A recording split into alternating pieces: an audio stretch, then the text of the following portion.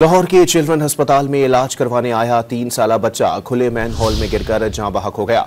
जाँ बहक बासिम वालिदैन का इकलौता बेटा था। मजीद जानते हैं डॉन न्यूज के नुमाइंदे वसीम रियाज से। जी वसीम, इस हवाले से बताइएगा। जी देखिए, बिल्कुल ये एक अफसोसनाक वाक़या जो अस्पताल में पेश आया है। बच्चा इलाज मुआवजे के लिए जो है वो लाहौर अस्पताल में आया था, लेकिन वो अपनी जान से ही हाथ धो बैठा। बासिम नाम से इसकी शिनाख्त हुई, जो अपने वालिदैन का इकलौता बेटा था और कसूर के इलाके चुनिया के ये रिहायशी थे। बासिम अपने वालिदैन के लिए चेकअप के लिए अस्पताल आया था। बच्चा एडमिन ऑफिस के सामने वाक़या पार्क में खेलता हुआ मेन हॉल में जा गिरा और जब इसको निकाला गया तो बच्चा जो है वो दम तोड़ चुका था, जिसके बाद पुलिस को इतला दी गई। पुलिस ने जो है वो जरूरी कार्रवाई के बाद 174 की जो कार्रवाई बनती है वो की और उसके बाद जो लाश है वुर्सा के हवाले कर दी। 2 रोज कबल ये वाक़या जो है वो पेश आया था। इस पे जो बच्चे के वालिदैन हैं, पुलिस का कहना है कि उन्होंने किसी भी किस्म की कार्रवाई से जो है वो इनकार कर दिया था, जिस पर 174 की कार्रवाई मुकम्मल करते हुए लाश वुर्सा के हवाले कर दी गई थी। जी